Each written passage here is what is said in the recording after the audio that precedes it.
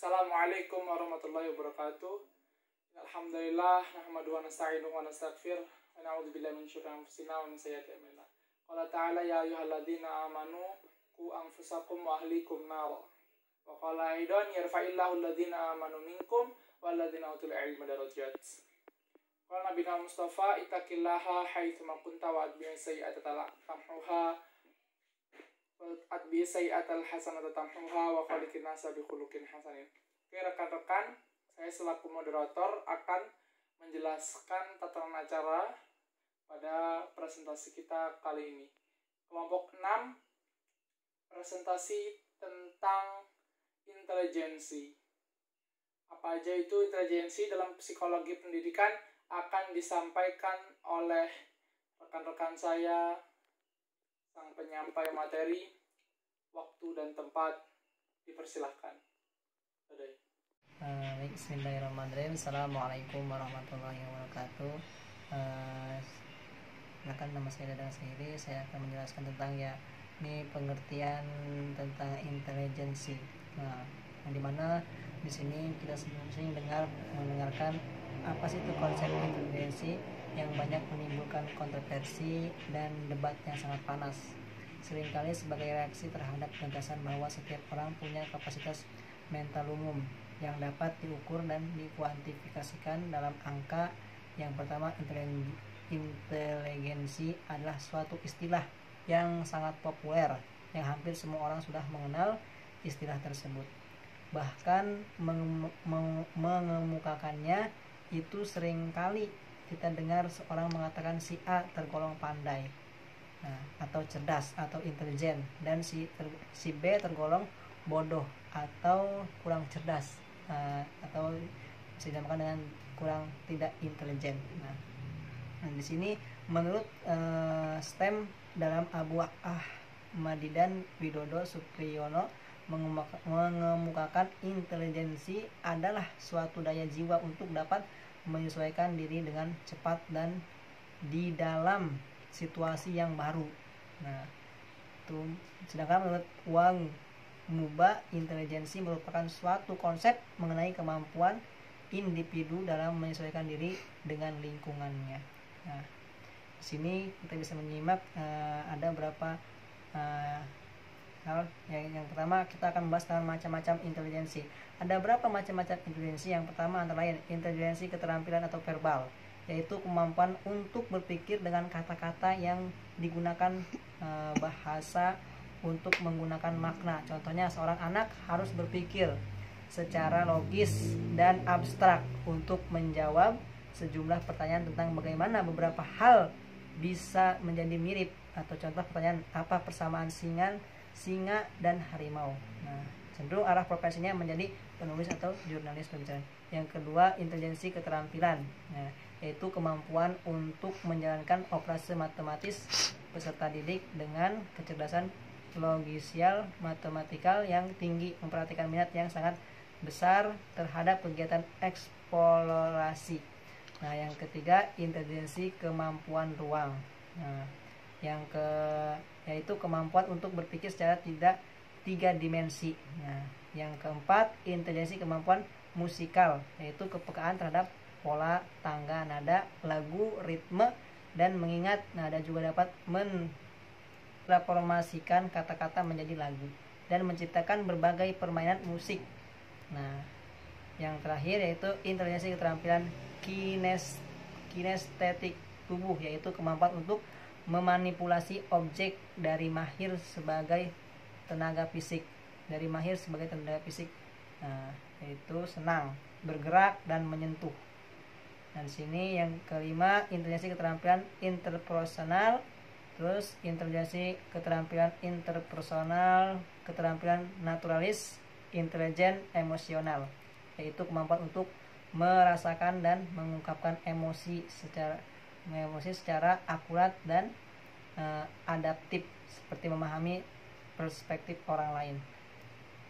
Di sini tentu bahwa usia kecerdasan itu sama dengan usia sebenarnya atau sesuai dengan kalender, sehingga dengan demikian kita dapat melihat adanya perbedaan EQ, intelligence quotient, pada tiap-tiap orang atau anak. sini ada berapa dewasa ini perkembangan tes itu demikian majunya sehingga sekarang terdapat beratus-ratus macam tes, baik yang berupa tes verbal maupun non verbal. Juga di negeri kita sudah mulai banyak dipergunakan ke dalam lapangan pendidikan maupun dalam memilih jabatan-jabatan tertentu. Klasifikasi EQ antara lain yang pertama Genius atau Genius, yang kedua sangat cerdas, terus cerdas, di atas rata-rata, rata-rata, di bawah rata-rata, garis batas, moron, imbecile. Nah itu pengertian tentang sedikit tentang intelijensi yang bisa saya paparkan. Baik, di sini saya akan melanjutkan materi dari makalah psikologi pendidikan, yaitu tentang inteligensi keterampilan kinestik tubuh, yaitu kemampuan untuk memanipulasi objek dan mahir sebagai tenaga fisik, senang bergerak dan menyentuh. Mereka memiliki kontrol dan gerakan, keseimbangan, ketangkasan dan kegunaan dalam berangka. Mereka mengeksplorasi dunia dengan otot-ototnya, cenderung berpotensi menjadi ahli bedah, seniman yang ahli penari. Inteligensi keterampilan interpersonal, yaitu kemampuan untuk memahami diri sendiri dan efektif mengarahkan hidup seseorang, memiliki perkiraan perasaan dalam situasi yang tengah berlangsung, memahami diri sendiri dan mampu mengendalikan diri dalam konflik. Kemudian inteligensi keterampilan interpersonal, yaitu kemampuan untuk memahami dan secara efektif berinteraksi dengan orang lain, pintar menjalin hubungan sosial, serta mampu mengetahui dan menggunakan beragam cara saat berinteraksi. Mereka juga mampu merasakan perasaan, pikiran, tingkah laku, dan harapan orang lain, serta mampu bekerja sama dengan orang lain. Inteligensi keterampilan interpersonal, yaitu kemampuan untuk memahami dan secara efektif berinteraksi dengan orang lain. Inteligensi keterampilan naturalis, yaitu kemampuan untuk mengamati pola di dalam serta memahami sistem buatan manusia dan alam, menonjol keterampilan yang sangat besar terhadap alam sekitar, termasuk pada bintang di usia yang sangat dini. Mereka menikmati benda-benda dan cerita yang berkaitan dengan fenomena alam, misalnya terjadinya awan dan hujan, asal-usul bintang, pembunuhan tanaman dan tata surya, penumbuhan tanam serta tata surya. Kemudian inteligensi emosional, yaitu kemampuan untuk merasakan dan menghadapkan emosi secara akurat dan efektif, seperti memahami perspektif orang lain. Orang yang berjasa menemukan tes inteligensi pertama kali ialah seorang dokter bangsa Prancis, Alfred Binet, dan pembantunya Simon. Tesnya terkenal dengan nama tes Binet-Simon. Seri tes dari Binet-Simon ini pertama kali dikemukakan antara 1908 sampai 1911, yang diberi nama Calem Metric of the Intelligence atau skala pengukur kecerdasan. Tes Binet-Simon terdiri dari kesimpulan. Kemudian seperti mengulang kalimat dengan tes semacam inilah usia seseorang diukur atau ditentukan. Dewasa ini berkembangan tes itu demikian majunya sehingga sekarang dapat berstatus atau beratus-ratus macam tes, baik yang berupa tes verbal maupun non-verbal. Juga di negeri kita sudah mulai banyak dipergunakan ke dalam lapangan pendidikan maupun dalam pemilih jabatan-jabatan tertentu. Klasifikasi EQ antara lain Genius 140 ke atas, sangat cerdas 130 sampai 139, cerdas superior 120 sampai 129, di atas rata-rata 110 sampai 119, rata-rata 90 sampai 109, di bawah rata-rata 80 sampai 89, garis batas 70 sampai 79, maron 50 sampai 69, insibel atau idiot 49 ke bawah. Faktor yang mempengaruhi inteligensi, seperti yang telah kita ketahui bahwasanya setiap individu memiliki tingkat inteligensi yang berbeda. Sebagai berikut, pengaruh faktor bawaan dan pengaruh faktor lingkungan. Pemberian makanan bergizi itu merupakan salah satu pengaruh lingkungan yang dapat kita amati. Kemudian lingkungan keluarga, pengalaman pendidikan, pengalaman Dan yang C, stabilitas inteligensi dan IQ. Inteligensi bukanlah IQ. Inteligensi merupakan suatu konsep umum tentang kemampuan individu, sedangkan IQ hanyalah hasil dari suatu tes inteligensi. Kemudian pengaruh faktor kematangan. Tiap orang dan tiap organ dalam tubuh manusia mengalami pertumbuhan dan perkembangan. Tiap organ fisik maupun psikis dapat dikatakan telah matang jika ia telah mencapai kesanggupan menjalankan fungsinya. Yang E, minat dan pembawaan yang ikhlas atau khas. Minat mengarahkan pembuatan kepada suatu tujuan dan merupakan dorongan bagi pembuatan itu. Dalam diri manusia terdapat dorongan-dorongan motif-motif yang mendorong manusia untuk berinteraksi dengan dunia luar. Yang terakhir, kebebasan. Kebebasan berarti bahwasanya manusia itu dapat memilih metode-metode yang tertentu dalam memecahkan masalah-masalah. Manusia mempunyai kebebasan memilih metode, juga kebebas dalam memilih masalah sesuai dengan kebutuhannya. Semua faktor tersebut di atas bersangkutan satu sama lain. Untuk menentukan intelijensi atau tindakan seseorang, kita dapat hanya berpedoman kepada salah satu faktor tersebut, karena intelijensi adalah faktor total keseluruhan pribadi turut serta menentukan dalam perbuatan intelijensi seseorang. Bismillahirrahmanirrahim. Saya akan menyambung materi mengenai kelompok kami, yaitu beberapa hal yang berhubungan dengan intelijensi. Yang pertama adalah intelijensi dengan bakat. Saya akan mundur supaya lebih jelas mukanya. Intelijensi merupakan suatu konsep mengenai kemampuan umum individu dalam menyesuaikan diri dengan lingkungan. Dalam kemampuan yang umum ini, terdapat kemampuan-kemampuan yang spesifik atau khusus, makrifat. Kemampuan ini memberikan pada individu suatu kondisi yang memungkinkan tercapainya pengetahuan, kecakapan, atau keterampilan tertentu setelah melalui suatu latihan. Jadi tidak serta-merta langsung bisa, tapi melalui suatu latihan dulu. Inilah yang disebut dengan bakat atau aptitude. Karena suatu tes intelijensi tidak dirancang khusus untuk menyingkap kemampuan-kemampuan khusus ini, maka bakat tidak dengan segera diketahui lewat tes intelijensi. Demikian juga karena rangsang lingkungan dengan tidak sadar selalu diarahkan pada kemampuan-kemampuan khusus ini, maka bakat tidak selalu dengan sendirinya menambahkan diri.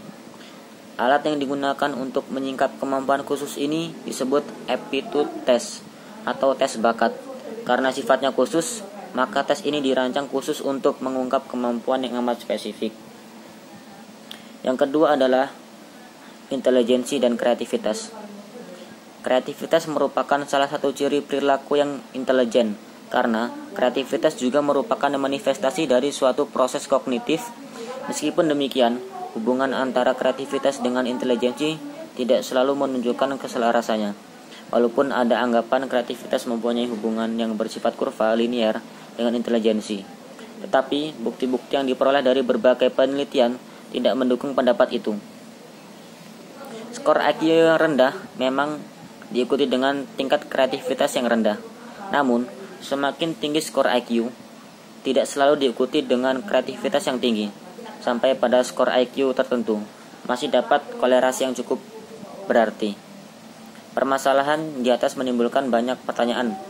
Mengapa ini terjadi? Salah satu jawabannya diberikan oleh J.P. Guilford yang menjelaskan bahwa kreativitas adalah suatu proses berpikir yang bersifat divergen, yaitu kemampuan untuk memberikan alternatif jawaban berdasarkan informasi yang diberikan. Sebaiknya tes intelijensi yang diberikan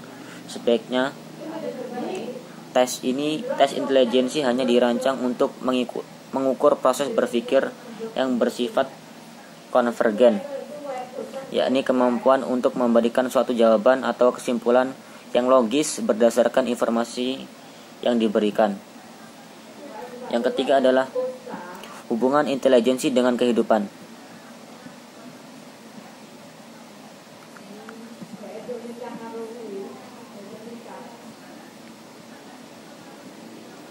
Hubungan intelijensi dengan kehidupan memang Memang kecerdasan atau intelijensi seseorang memainkan peran yang penting dalam kehidupannya. Akan tetapi, kehidupan adalah sangat kompleks.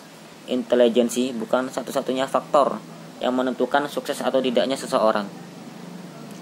Banyak lagi faktor yang lain seperti faktor kesehatan dan ada tidaknya kesempatan. Orang yang sakit-sakitan saja meskipun intelijensinya tinggi dapat gagal dalam usaha mengembangkan dirinya dalam kehidupan. Demikian pula meskipun cerdas, jika tidak ada kesempatan mengembangkan diri dapat gagal pula.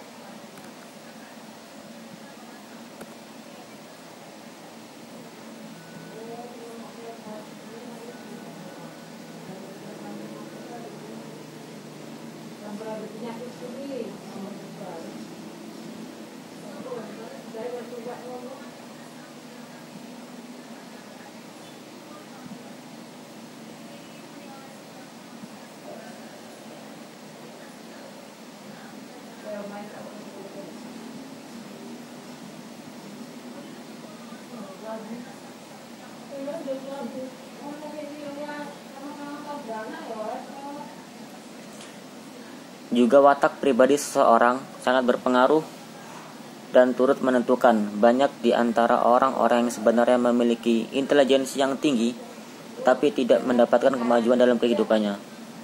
Ini disebabkan oleh watak atau sikap orang tersebut